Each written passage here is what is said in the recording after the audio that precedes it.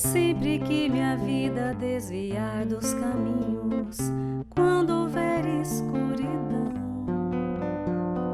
sempre que nas flores encontrar só espinhos, sentir fechar o coração, a tua luz buscarei, tua luz buscarei, ilumina minha vida agora e sempre. Tua luz buscarei, tua luz buscarei. Boa noite. Que a paz de Jesus possa nos envolver mais uma vez, trazendo clareza e lucidez para o nosso pensamento. Essa parábola abre o capítulo 18 do Evangelho segundo o Espiritismo. Muitos os chamados, poucos os escolhidos.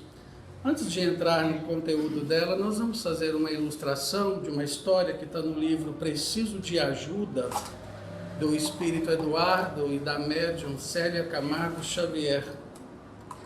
Ela conta a história de um rapaz que vivia um conflito muito grande, porque ele era filho de pais protestantes, dessas igrejas renovadas, e ele era um rapaz muito angustiado, e ele não acreditava muito na religião devido à conduta dos próprios pais.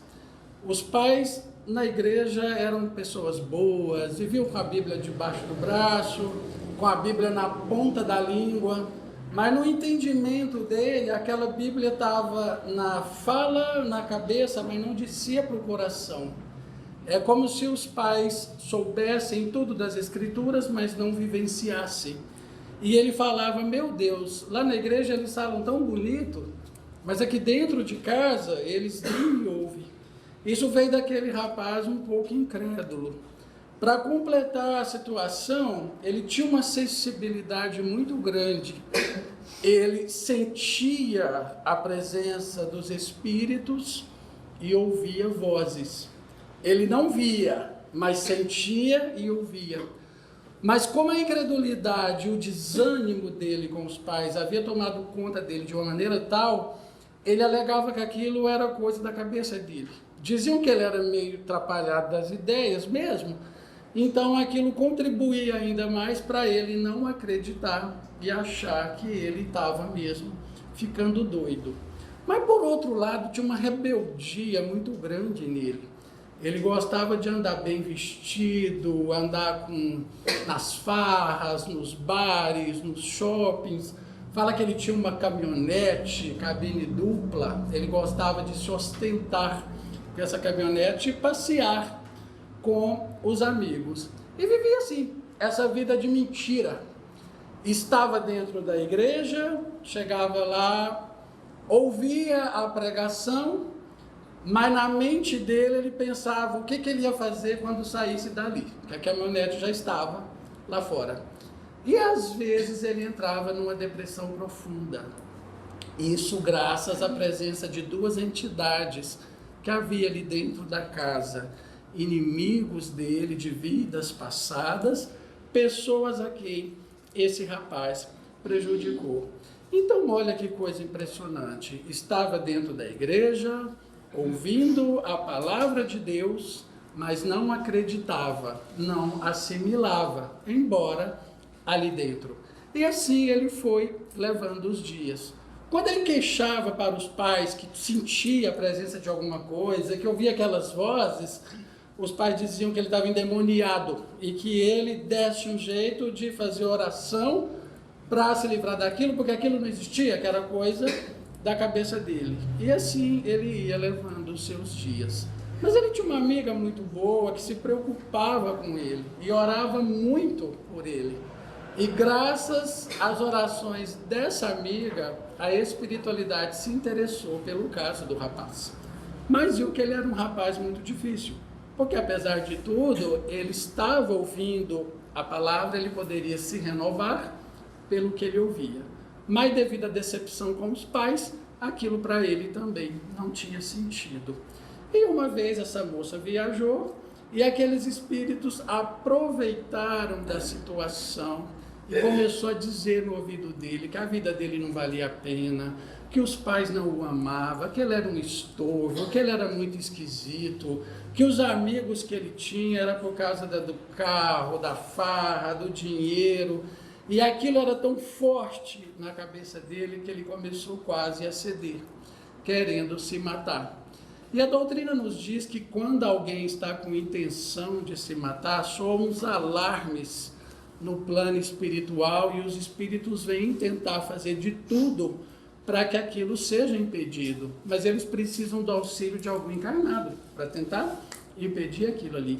E justamente nessa fase, a melhor amiga dele não estava lá, havia viajado. Intuíram ele a falar com os pais, mas a mãe estava preocupada com uma festa que ia fazer na igreja e falou que não tinha tempo para ele. Ele ligou para o pai, querendo conversar, o pai falou, olha, eu estou fazendo um negócio, eu estou esperando um cliente ligar, você está ocupando a linha. Faz favor de desligar o telefone, que nesse momento o meu cliente pode estar ligando, você está me ocupando. Então, o rapaz chamado Ezequiel desliga o telefone. A espiritualidade avisa que aqueles dois espíritos que estavam ali tinham sido amiguinhos dele no tempo da Inquisição, que eles tinham sido sacerdotes. Então não era a primeira vez que Ezequiel mantinha contato com a Escritura Sagrada, embora não acreditasse, porque na Inquisição ele fez pior. Ele usava a Bíblia para extorquir as pessoas, para fazer ali as maldades dele de acordo com os interesses dele. E ele fala que ele havia roubado dois dos melhores amigos e comparsas dele nessa época e depois havia assassinado os dois para se livrar deles, que eram justamente aqueles espíritos que estavam ali a cobrar a dívida, querendo fazer com que ele desencarnasse para melhor se apoderar dele para os seus propósitos maléficos. E assim eles foram intuindo, a moça não apareceu, ninguém apareceu, os espíritos tentou com todo mundo, não conseguiu.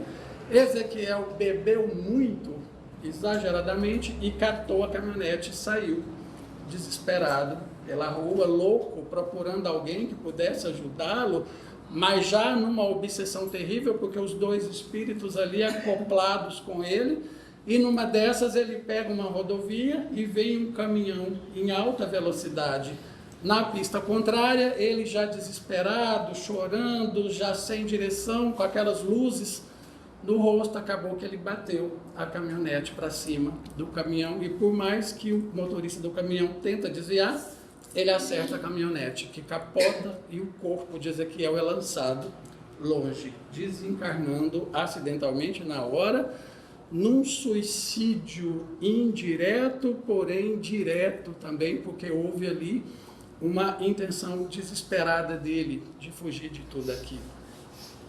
E aí a gente pergunta, de que adiantou ele ter frequentado igreja por 2 vezes, ter conhecido as Escrituras Sagradas por 2 vezes? É aquela velha história que a gente pode comentar aqui no final. Muitas pessoas entram para a religião, muitas pessoas entram para a doutrina, mas a doutrina não entra nelas. Então não basta conhecer, é preciso vestir essa túnica nupcial. E nós, espíritos teimosos, estamos aí renitentes em vesti-la. Por isso, muitos os chamados. Nós somos chamados todos os dias. Poucos os escolhidos. Por quê? Porque a nossa teimosia ainda em aceitar essas verdades espirituais para a nossa renovação é grande. Mas hoje nós estamos aqui, então, para falar de uma coisa maravilhosa, que é um casamento, né? Quando fala em festa, todo mundo acha bom, não é? Oba, festa é comigo mesmo, né? Hoje em dia as pessoas chamam a gente para a festa e falam assim, ia me esquecendo, você leva o salgado, viu? Você é o refrigerante. A gente fala, não, mas né, nem se fazem mais festas como antigamente, né? Antigamente tinha umas festas boas, que a gente só ia, comia, bebia e se divertia, né? E é essa festa que está falando aqui no Evangelho, né? As bodas do Filho do Rei. Gente, pensa, festa de rei deve ser uma festa muito boa, né? É o rei está convidando para as bodas do filho, né? Esses tempos aí, o filho lá do rei lá da Inglaterra lá casou, né? Nós não fomos convidados, né? Mas assim, os que foram, disseram que foi uma festa maravilhosa. E aqui acontece então do rei convidar as pessoas para as bodas, né?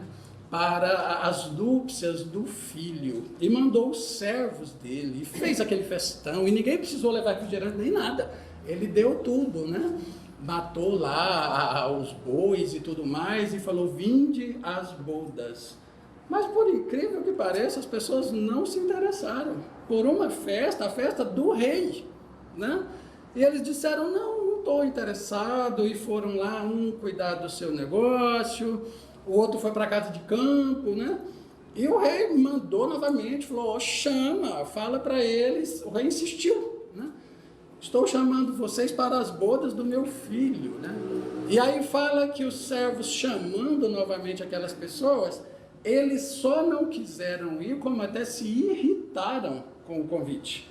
Agrediram os servos do rei, e fala Jesus aí que alguns até mataram alguns deles. Então, alguns desses servos foram mortos. Então, ele fala também que o rei não gostou daquilo, se encolerizou e mandou incendiar a cidade. Só que ele incendiou a cidade, mas manteve a festa. Então, a festa vai ter, né? Só que aí ele mandou chamar as pessoas que eles encontrassem, né? Vá para as encruzilhadas, vá para as ruas, chamem todos, não me interessa quem quer que seja, chamem todos, bons e maus. Os maus também foram convidados para essa festa. Chegando lá, traje a rigor, né? Tem que estar bonitão, né? Só que quando o rei chega, ele percebe que havia uma pessoa, né? Um dos convidados que não estava ali com o traje de gala, né? Não estava com o traje nupcial. E ele falou, meu amigo, como que você entra aqui, né, nesse ambiente, aqui no palácio, sem o traje nupcial, né? E aí aquela pessoa não respondeu. E ele perguntou novamente, a pessoa não respondeu, então ele mandou retirar aquela pessoa dali. Só que ele disse umas coisas, né? Ele falou, amarra os pés e as mãos dele, joga nas trevas exteriores, lá haverá prantos e ranger de dentes, porque muitos são chamados, mas poucos os escolhidos, né? Aí a gente pensa assim, mas não entendi, entendi, é isso mesmo, né? Qual é o problema de eu não querer ir numa festa? O que é que Jesus quis dizer com isso? E essas pessoas que foram convidadas, só porque foi convidada para ir para uma festa, agrediu quem convidou, matou, né? O que é isso, né? E aí a gente vê a bondade e a sabedoria de Jesus para conosco. Ele poderia ter usado a linguagem que ele quisesse. Jesus é um espírito perfeito, um espírito de luz, mas ele procurou uma linguagem simples, porque festa, meus amigos, é uma prática que todas as pessoas fazem, de todos os países, de todas as culturas. E festa de casamento, então, aí é que faz mesmo. Não há uma cultura onde pessoas se casam que não faz uma festa. E Jesus, então, pegou essa simbologia da festa para falar para nós das alegrias do reino dos céus, né? E com a contribuição da doutrina, nós que já demos aí um passo melhor, com o auxílio do missionário Allan Kardec, o Evangelho explica para nós detalhadamente o que Jesus quis dizer com essas palavras, né? Que festa é essa? Que núpcias são essas? Quem são essas pessoas que convidaram? Quem são os convidados? Quem é essa pessoa que se recusou a vestir a túnica nupcial? Por que ela foi, amarraram aos pés e as mãos e jogou nas trevas exteriores, né? Então vamos aí, dentro do pouquinho do conhecimento que a gente tem, entender essa linguagem de Jesus. Quando o rei convida, quem é o rei? O rei é Deus, nosso Pai. Deus nos convida para a festa da união espiritual de seu Filho Jesus. A união espiritual de Jesus com Ele e nós com Jesus. Quando ele diz que esses servos foram convidar, os primeiros convidados, esses servos aí são os espíritos que auxiliam Jesus na renovação do planeta. São os primeiros profetas, né?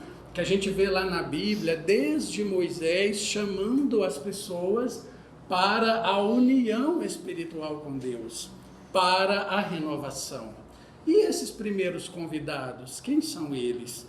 Fala-se que era o povo hebreu, que foram as primeiras pessoas que tiveram contato com essa ideia magnífica do Deus únicos. Até aquela época, todas as tribos que tinham eram politeístas, eram pessoas que tinham mais de um Deus, né? Mas os hebreus acreditavam na existência do Deus único. Então eles foram os primeiros convidados. Mas ele fala também que nessa época os hebreus já haviam se transformado em tribos e algumas delas se sentiam superiores às outras. Especialmente os fariseus e os publicanos, os escribas e os fariseus. Então, esses não quiseram receber a palavra de Jesus. Eles se recusaram, tanto que até crucificaram Jesus depois.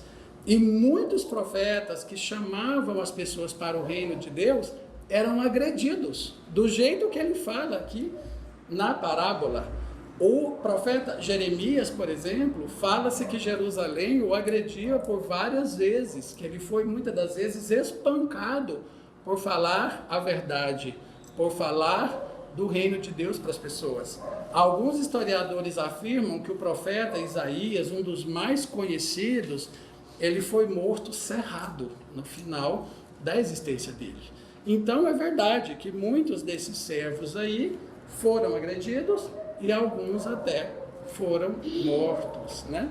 E aí então o rei novamente falou, manda chamar os outros, né? Manda chamar todas as pessoas. Foram aqueles então que depois do povo hebreu foram chamados para conhecer a palavra de Deus, porque a palavra de Deus é para todas as pessoas, embora esse povo achasse que eles eram o povo escolhido, o povo único, né? O povo de Deus, como tem muita gente que até hoje pensa assim, né? Meu Deus é único, meu Deus é verdadeiro e o seu é falso, né? Você não é da minha igreja, né? Mas Deus é para todos. E foi aí então que vieram todos. Lá ele percebeu que tinha um que não havia vestido a túnica nupcial. Esse um, Kardec coloca para nós, que é aquele que, embora tenha sido chamado para conhecer a palavra de Deus, ele foi, mas não quis aceitá-la, mesmo estando lá dentro. E é por isso que ele foi retirado e lançado nas trevas exteriores.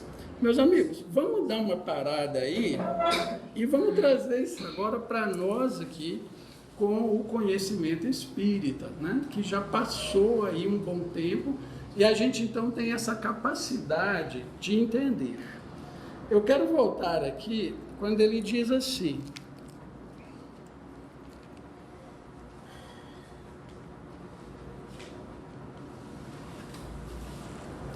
e saindo aqueles servos pelas estradas, reuniram todos. Todos. É todos mesmo. Todos é um pronome indefinido. Ele pega a totalidade. Ele pega todos. Algumas religiões fazem algumas acepções de pessoas, achando que aquela pessoa não pode ou não deve frequentar aquela igreja, devido àquilo que ela prega como verdade ou mentira. A gente precisa entender que todos nós somos filhos de Deus e todos são chamados. Se todos foram chamados, todos têm o direito de adentrar para participar da festa de núpcias.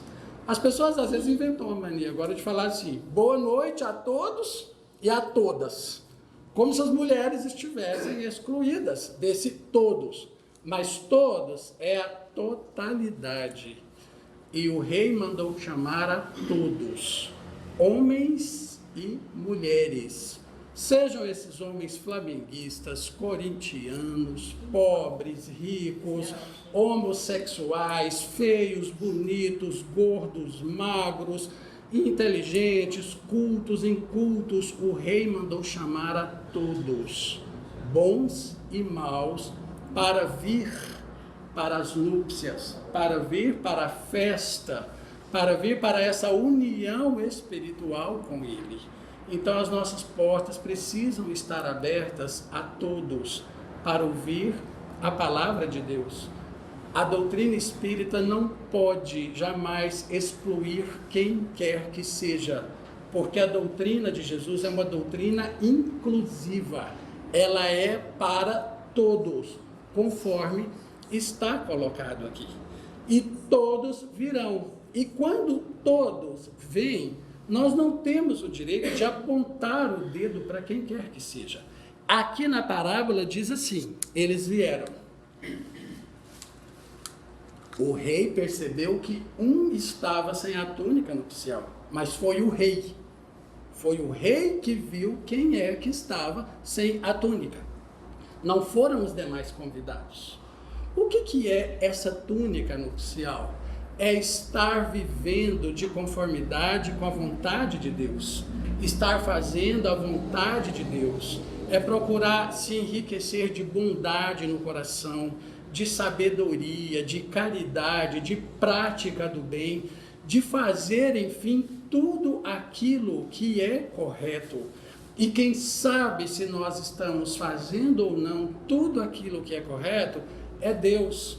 Nós não podemos julgar quem quer que seja.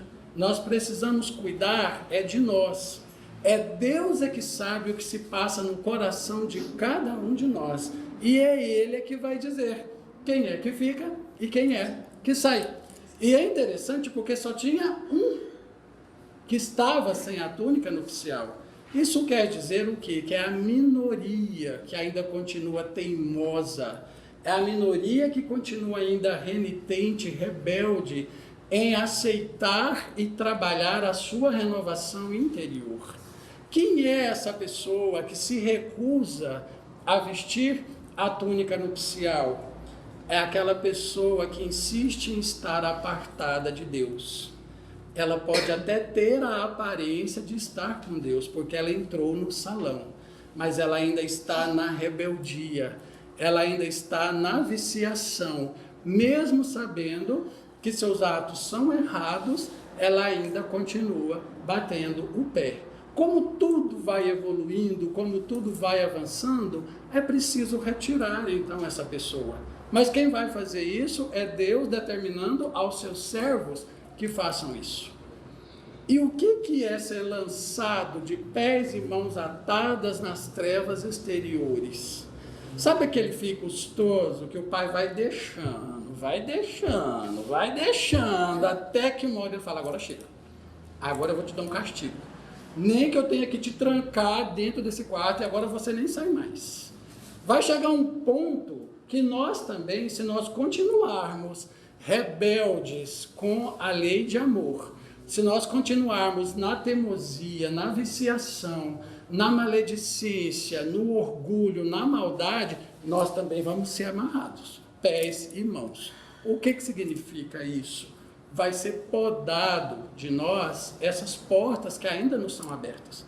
Hoje nós somos livres para fazer aquilo que bem entendemos, mas se nós formos lançados nas trevas exteriores, ou seja, se nós formos retirados desse planeta, que está numa fase de regeneração, numa situação de rebelde, nós vamos sim para um planeta inferior, um planeta primitivo, que é o que simboliza essas trevas inferiores. E por que lá vai haver pranto e ranger de dente? Porque os benefícios que a gente tem aqui, lá nós não os teremos. as facilidades que a gente tem aqui, aquele planeta em condição primitiva, nós não os teremos. Se hoje a gente chora porque não tem uma condição melhor, porque às vezes não tem o corpo sadio que queria, se tem uma situação problemática que não resolve, é o que vai acontecer com esses espíritos nessa condição. Porque hoje às vezes a gente está nessa condição aí por rebeldia nossa, de outras oportunidades que nós perdemos. E haverá então esse pranto e ranger de dente. Por quê? Porque ele disse que muitos foram chamados, mas poucos escolhidos. Mas que coisa! Chamou todo mundo, por que escolheu pouco? Porque alguns não quiseram aceitar de prontidão esse chamado para a festa, que foram aqueles primeiros lá atrás. Mas a doutrina espírita traz uma notícia boa para nós. Ela fala também que a gente não vai ser escolhido naquele momento, mas depois de nós renovarmos, nós melhorarmos, nós teremos uma outra oportunidade, mas será de acordo com a nossa mudança, porque embora muitas pessoas digam assim, você vai para o inferno, né? Sua chance é essa, a Bíblia diz lá claramente para nós, Jesus quem disse, das ovelhas do meu rebanho, nenhuma se perderá. Agora, vai depender dessa ovelha, como que ela está fazendo a caminhada dela para Deus.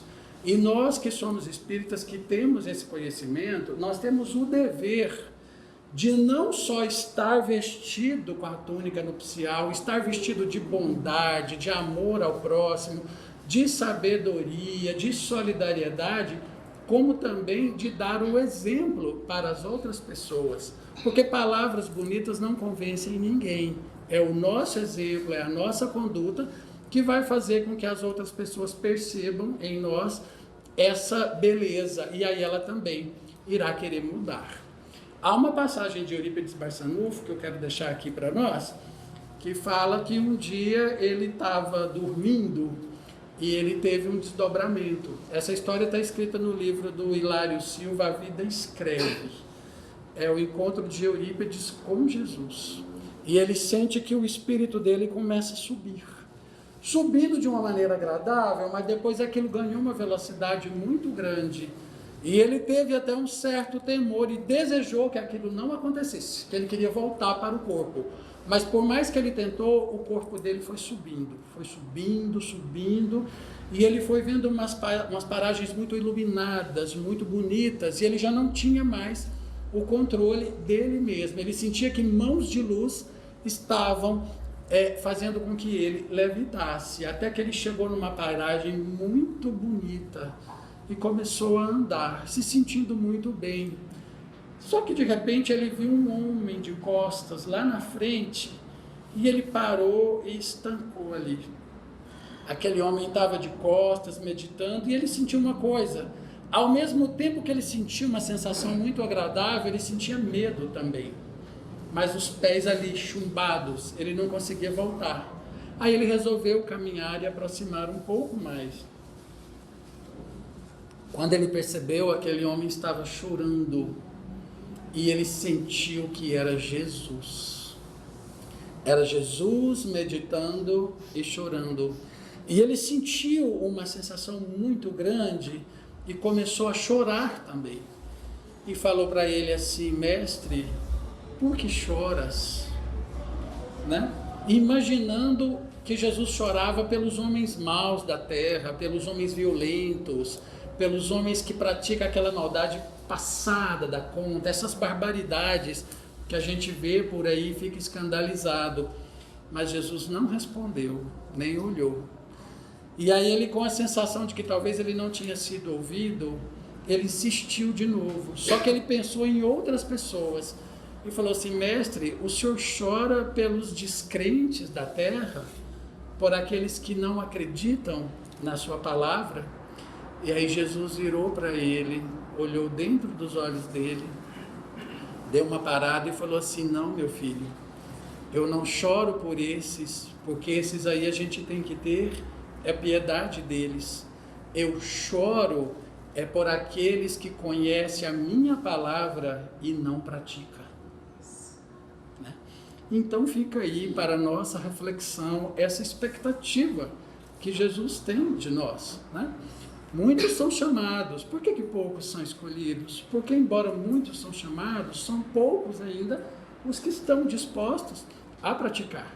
Mas eu tenho certeza que todo mundo que está aqui hoje está vestido, né, dessa túnica nupcial, praticando o bem, porque nós temos aí a consciência do Evangelho a nos guiar. Não precisa de ninguém apontar o dedo para nós. O Livro dos Espíritos fala na questão 621, onde está escrita a lei de Deus. Ele diz, está na consciência do homem. Então nós temos na nossa consciência a lei de Deus a nos orientar. Depende de cada um de nós. Então, meus amigos, a gente precisa pensar como é que está a nossa união com Deus. Como é que está a nossa situação nessa festa? É uma união de afeto, de amor, de bondade, de parceria, porque o casamento feliz não é esse aí, entre tapas e beijos, né? Entre socos e pontapés e puxão de cabelo, não. Ninguém sonha com um casamento desse. Quem sonha com casamento pensa naquela relação harmoniosa, aquela relação de troca, aquela coisa pautada na afetividade, no amor, na solidariedade, na bondade. Mas a nossa união com Deus, como é que ela está? Ela está assim, equilibrada, está bem, porque Ele sempre faz a parte dele. Nós é que precisamos fazer a nossa. Mas aí, a gente está só namorando com Deus, está só ficando, tem hora que a gente trai Deus, ou será que já está um noivado assim, né, preparando mesmo para essas bodas, para essa núpcia, que a expectativa é dele. E aqui está o convite, né? Nós não sabemos o que nos espera se nós vestirmos essa túnica. Nós vamos para a festa maravilhosa, a melhor festa que nós já fomos na nossa existência, porque nós seremos convidados para as alegrias do reino de Deus. E nós, por mais que esforcemos, nós nem fazemos ideia exata do que pode ser isso. Mas estejamos certos, meus irmãos, é a maior felicidade que nós já experimentamos. E isso só depende de nós. Eu quero agradecer imensamente a vocês por eu estar aqui de volta em 2014. Que Jesus enriqueça o nosso coração de muita bondade, de muito boa vontade de praticar o Evangelho, que é o caminho da nossa felicidade. Não tem outro caminho. A felicidade é o Evangelho de Jesus na prática. E que Ele possa fortalecer em nossos corações esse desejo de a cada dia mais a gente dar um passo para Deus. Muita paz a todos nós.